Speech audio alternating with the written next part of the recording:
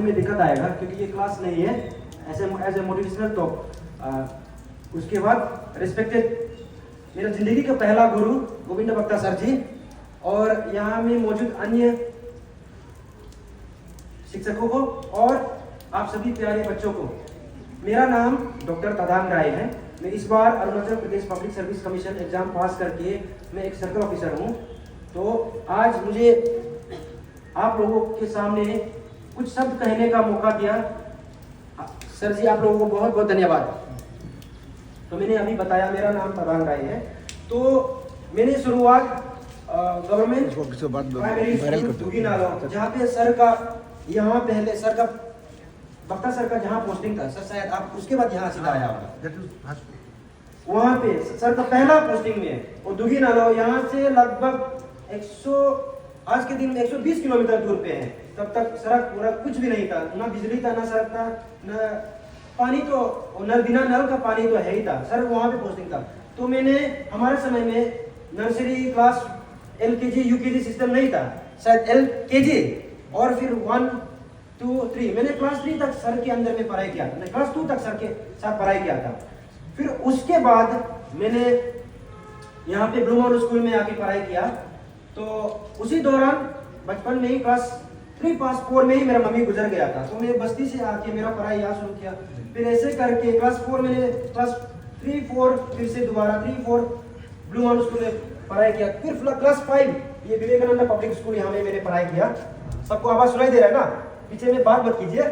तो क्लास 5 मैंने BPS school में पढ़ाई किया। फिर वहां से मैंने उसी सेम साल में मैं यहाँ पे विवेकानंद पब्लिक स्कूल के सामने में बगल में है क्लास 5 में ही मैंने रेंट हाउस में रह के, और मेरा एक जो छोटा सा मामा था, हम दोनों मिलके रेंट हाउस में रह के, हमारा समय में गैस कुकिंग का ये सुविधा नहीं था, मतलब सुविधा दापोरी जो में आ चुका था, लेकिन पापा थोड़ा मतलब फाइनेंशियली स्टेबल नहीं होने की वजह से, मतलब गरीबी की वजह से, सीधा कहूँ तो गरीबी की वजह से वो गैस चूल्हा का सुविधा, मतलब वो सुविधा भी नहीं था। तो आग जला के खाना पका के स्कूल चल के, तभी भी मैं यहाँ पे भी टॉपर था आप BPS में। तो ऐसे हो गए 2006 में मैंने जवाहर नवोदय एग्जाम प्लस सैनिक स्कूल एग्जाम को वो मैंने बिना कोचिंग लेते हुए, बिना गार्जियन का यहाँ पे रेंट हाउस में रह के मैंने एग्जाम क्रैक किया था। क्रैक करके पापा ने मुझे पूछा, पापा गरीबी के बावजूद भी मुझे पूछा कि JNV, तो आज तक आपको भी मालूम है JNV में लगभग सब कुछ फ्री है। सैनिक स्कूल में तो मुझे मणिपुर जाना पड़ा, जहाँ पे थोड़ा कुछ खर्चा होता है। लेकिन आज के दिन में सैनिक स्कूल जो अरुणाचल में, वहाँ बहुत खर्चा बहुत भारी होता है। लेकिन सैनिक स्कूल में मिनिस्ट्री ऑफ डिफेंस के द्वारा और स्टेट गवर्नमेंट के द्वारा फंड करके लगभग ना के बराबर फी होता था। ऐसा करके मैंने सैनिक स्कूल में क्लास 6 से लेकर क्लास 12 तक मैंने पढ़ाई किया। तो वहाँ पे पढ़ाई करने के बाद फिर उसके बाद मैंने ग्रेजुएशन वेटनरी साइंसेस, जो आप लोग शायद बहुत कम लोगों को मालूम है, वेटनरी साइंसेस, जो मैं एक जानवर का डॉक्टर हूँ, इसलिए मैंने कहा मेरा नाम डॉक्टर तदांग राय है। तो मैं एक छोटा सा मेरा अपना ब्रीफ हिस्ट्री क्यों बता रहा हूँ होने से, मैं उतना एक प्रिविलेज फैमिली से नहीं हूँ, लेकिन मैं आज जो आप काफी लोगों को, शायद आप इतने छोटे छोटे बच्चे लोगों को मालूम है कि APCS क्या होता है। अरुणाचल में कई प्रकार का एग्जाम्स होते हैं, कई प्रकार का नौकरी होता है, पता है ना। तो उसमें से सबसे बड़ा नौकरी जो है APCS होता है। मतलब APCS के द्वारा जो आप लोगों का सर्कल ऑफिसर से फिर ऊपर कल आने वाला कल को शायद सही सलामत तबीयत, मतलब हेल्थ और एज फैक्टर ठीक ठाक हो तो आने वाला कल को मैं DCP बन सकता हूँ। तो आज मैं वही लाइन पे हूँ, ठीक है ना भाई बहन लोग।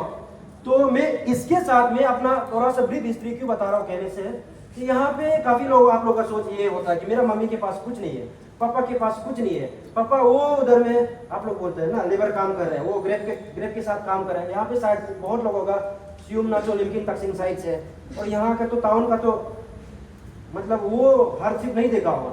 जिन लोगों, जो लोग वहाँ दूर से आया और जो लोग यहाँ से है, जिसका मम्मी पापा का मतलब कि सही सलामत इनकम नहीं होता है, तभी भी आप यहाँ आज स्कूल में है, तो ये अभी आपका फर्ज बनता है कि आप सही से पढ़ाई करें। अगर आपके पास एक कहावत है, इंग्लिश में कहावत है, मैंने उस दिन भी कहा, ये कहावत है, एक प्रोवर्ब है, Where there is a will, there is a way। कितने लोगों ने ये कहावत को नहीं सुना, हाथ उठाइए। Where there is a will, there is a way। कितने लोगों ने नहीं सुना, हाथ उठाइए। चलो कितने लोगों ने सुना, हाथ उठाइए। बहुत कम लोगों ने सुना। अच्छा, उसको हिंदी में मैं अनुवाद करके बताता हूँ। जहां चाह वहां रहा, मतलब आपका जहां इच्छा, मतलब अंदर से जहां डिटर्मिनेशन हो कि मुझे कुछ बनना है, मुझे कुछ करना है, आने वाला कल को मुझे एक ऑफिसर बनना है, यानी या तो मुझे कुछ करना है, आपके अंदर में इच्छा हो तो चाहे कितना भी तकलीफ हो, कितना भी मुसीबत हो, हालात कितना खराब भी हो, जैसे कि मेरा स्थिति था, मेरा मम्मी बचपन में गुजर गया, फिर पापा पिछले 2 साल पहले गुजर गया, तो मैंने एग्जाम उस दिन क्रैक किया, पापा गुजरने के बाद भी, मम्मी गुजरने के बाद भी, और जब मम्मी पापा होते समय भी मेरा हालात ठीक नहीं था। पापा ना ऑफिसर था, पापा एक गांव में ग्रेप में एक लेबर था, और मेरा घर में 10 भाई बहन लोग हैं। आप 10 कहने से तो काफी लोगों को मतलब सुनने में मतलब मजाक सा लग जाता है, लेकिन यहाँ का स्थिति ऐसा है, काफी लोग आपको भी मालूम होगा, घर में आपके अलावा काफी लोग हैं, आपको भी यही चिंता होता है कि पापा कि आपको यहाँ पे क्लास 12 के बाद ईटानगर जाना है, करना है, या तो यहाँ पे कोई प्राइवेट स्कूल में भाई बहन इतना ज्यादा होने की वजह से प्राइवेट स्कूल में 3, 4, 5 तक पढ़ने के बाद कोई तो किसी को यहाँ ड्रॉप करके आना पड़ा होगा। तो ऐसे कहीं आप लोगों को स्थिति होने से भी आप घबराना नहीं है, आपके पास डिटर्मिनेशन, इच्छा हो तो आप कुछ भी कामयाब, कुछ भी हासिल कर सकते हैं। जैसे आज मैंने मम्मी पापा गुजरने के बाद या मम्मी पापा होते समय भी कुछ इतना सुविधा नहीं होने के बावजूद भी मैंने आज इस मुकाम तक आया, तो आप क्यों नहीं? क्या आप इस मुकाम तक आप लोग भी कोशिश कर सकते हैं कि नहीं कर सकते? हाँ या ना? क्या आप लोगों ने ब्रेकफास्ट नहीं खाया? हाँ या ना? जोर से क्या आप लोग हाँ या ना? पीछे लाइन हाँ या ना? ओके, तो ये थोड़ा सा ब्रीफ हिस्ट्री है। ब्रीफ हिस्ट्री में आपको क्यों बता रहा हूँ, क्योंकि मैं आप लोगों को मेरे हिस्ट्री से आपको खुद आप रिलेट करने का कोशिश कीजिए। ये जो आप जब जहाँ पे आप इच्छा हो तो आपको कोई कुछ नहीं रोक सकता है। सब कुछ आप सुविधा होने के बावजूद भी अगर आपके मन में आलस है, इच्छा नहीं, तो ठीक है ना। आजकल तो स्टडी लाइब्रेरी क्या नहीं होता है, आपके पास 2 व्हीलर होके भी, 3 व्हीलर होके भी, 4 व्हीलर होके भी, आप इतना सुविधा के साथ यहाँ आने से भी, लेकिन आपके पास इच्छा, कुछ बनने का इच्छा ना हो तो आप कुछ नहीं बन पाओगे। अगर आपके पास कुछ ना, सुबह काफी लोगों ने बिना ब्रेकफास्ट कभी खाली पेट आया भी होगा, लेकिन आपको कुछ बनने का इच्छा हो तो ये जो है ना पढ़ाई लिखाई आपका तकदीर बदलेगा। समझ में आया? आपको क्या तकदीर बदल सकता है? पढ़ाई लिखाई।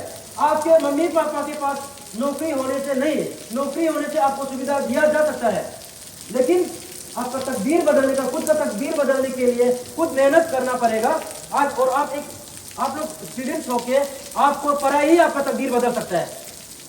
समझ में आया? यस और नो? यस और नो? ओके, तो यही छोटा सा है।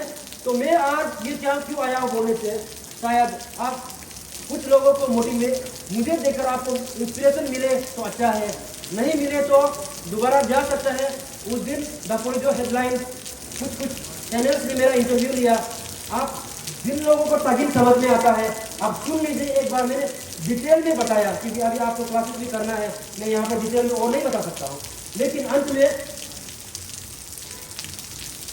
सबसे एक इम्पोर्टेंट मैसेज आप सभी लोगों को बताना चाहता हूँ। यहाँ पे कुछ लोग हैं, बाहर के लोग हैं जिसको तगीर समझ में नहीं आता है। जो लोग मैक्सिमम लोग यहाँ के लोग हैं, सबसे पहले आप अपना तगीर समझने की कोशिश कीजिए। मैं तो आपको तगीर में भी बोलना चाहता था, लेकिन यहाँ पे कुछ चेहरा ऐसे है कि बाहर के लोग हैं तो इनजस्टिस होगा। तो दूसरा बात, तगीर सबसे पहला तगीर समझने का कोशिश कीजिए, तगीर बोलना सीखिए। और अभी पढ़ाई लिखाई से सिर्फ नहीं होगा, आप पढ़ाई लिखाई के साथ अपना बिहेवियर, एटीट्यूड, अपना एक डिसिप्लिन मेंटेन रखना चाहिए। तो ऐसे कैसे? तो यहाँ पे दूसरा बात ये है कि आप अभी स्कूल, आप ग्रोइंग चिल्ड्रेन हैं, आप लोग अभी छोटा उम्र है, आपको समझ में नहीं आएगा। इधर कुछ देखा तो उसको कॉपी कर ले, कुछ यूट्यूब वीडियोस, कुछ रील्स देखा तो, कोरियन वाला देखा तो आपको शायद उसको पसंद आएगा, उसको कॉपी करने का। वो शाम को यहाँ पे आके यहाँ का स्टूडेंट वहाँ पे बियर, गुटखा या तो कुछ भी खराब हरकत कर रहा है, तो आप लोगों को लगता है कि वो बहुत कूल है, ठीक है ना। स्कूल में यूनिफॉर्म नहीं पहन के आना, हेयर कट नहीं करके आना, यहाँ लंबा करके, और जैसे कि अपना स्कूल यूनिफॉर्म को मॉडिफाई करके आना, आपको इसको बहुत कूल लगता है, तो ऐसा मत कीजिए। सबसे पहले स्कूल में ये सब कॉपी मत कीजिए।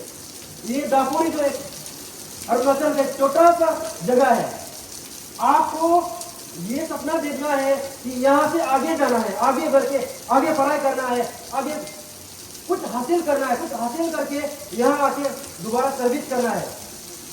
तो आप लोगों को दूसरा इंपॉर्टेंट बात मैं ये कहना चाहता हूँ कि जो भी कुछ नशा चीज है, भाई लोग स्पेशली लड़का लोग, कुछ भी नशा चीज है तो वो छोड़िए। नशा से कुछ नहीं होगा, आपका जिंदगी यही समाप्त होगा। जिंदगी यही समाप्त होगा मतलब कि क्वालिटी लाइफ यही समाप्त होगा। आप कुछ नशा करोगे तो आप एक जिंदा रात होगा, हाँ या ना। जो लोग यहाँ पे नशा मतलब दारू शराब या तो कुछ भी, और आज के समय में तो ड्रग्स मिलना इतना आसान है। सुना है दापोरिजो में गली गली में ड्रग्स मिलता है। आप लोग आप स्टूडेंट होके आपका जिंदगी एक रात में बर्बाद क्या चीज कर सकते हैं? ड्रग्स। तो आप लोग से नो टू ड्रग्स, यस और नो? लड़का लोग आवाज से नो टू ड्रग्स, यस और नो? भाई लोग जोर से आवाज कीजिए, वो साइड में आवाज सुन पा रहे हैं भाई लोग? ओके। उसके बाद ड्रग्स छोड़िए, आप लोग ड्रग्स की तरफ ध्यान भी मत दीजिए, क्योंकि मैंने आपको कहा ड्रग्स आपको रातों रात बिगड़ सकता है, वो एडिक्टिव सब्सटेंस है। दूसरे बात, ये स्कूल में पढ़ाई करके आप लोग हार मत मानिए। ये दापोरिजो हमारा यहाँ पे लोग बहुत लोगों में सोच है कि ना दापोरिजो में पढ़ाई करके यहाँ तो कुछ नहीं होगा। यहाँ से क्या होगा?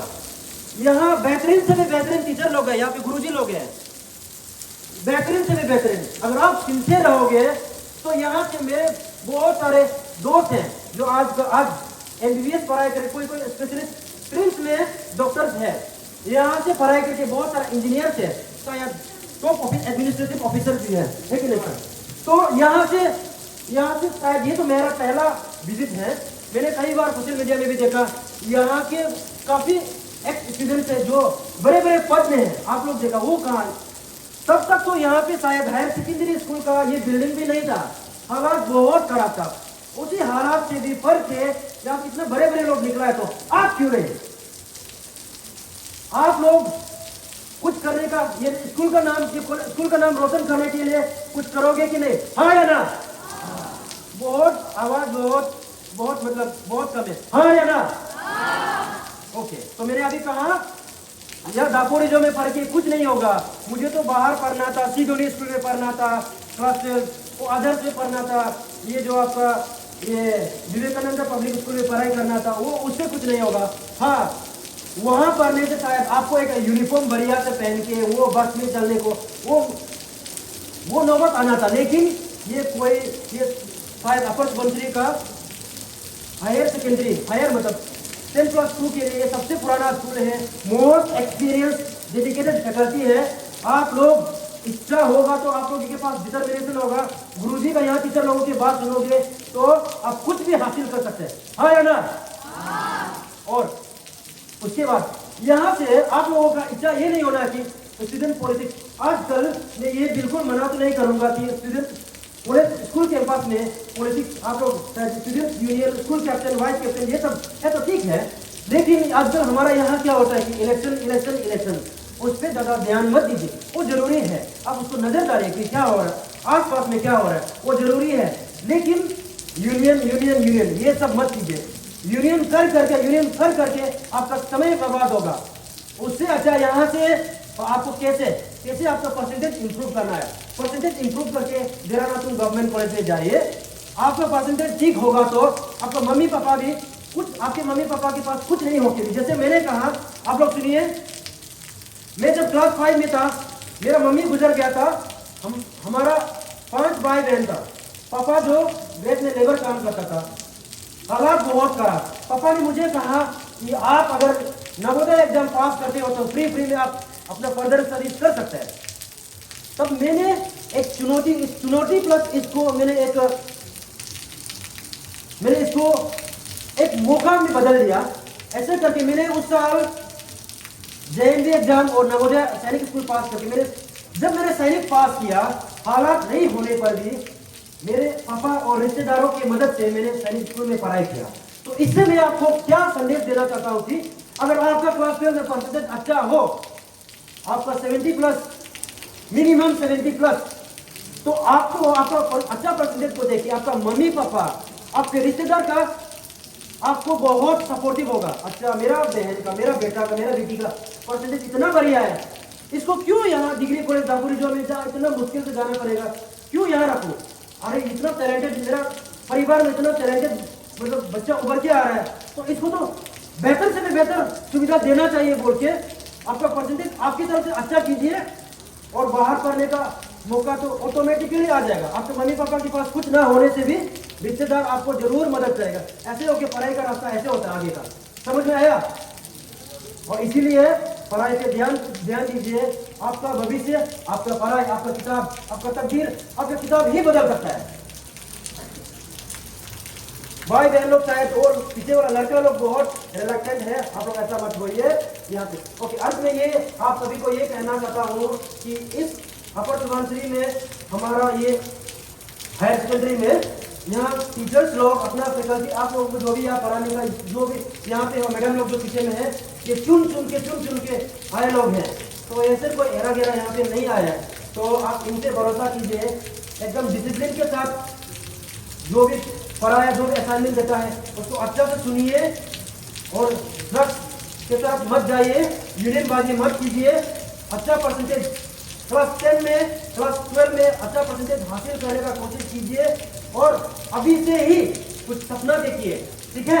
अभी से ही कुछ आगे कुछ बनने का सोचिए, अभी से ही हमको कुछ करना है। मम्मी पापा का जिन का मम्मी पापा मेरे जैसे हालात खराब है, सोचिए, ये अपना दिल ही मन में ये वादा कीजिए कि मुझे अपना परिवार का तकदीर बदलना है।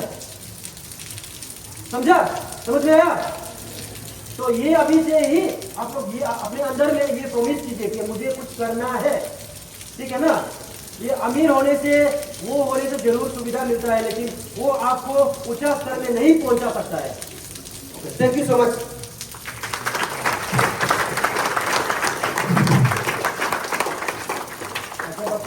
हम पुलिस बोला था ना, आदमी की इच्छा शक्ति होना बोला कि नहीं बोला प्रेयर में, ये बात बहुत बार बोला। देखो ये सीओ साहब ने आज वो बात दोहराया है, ठीक है ना?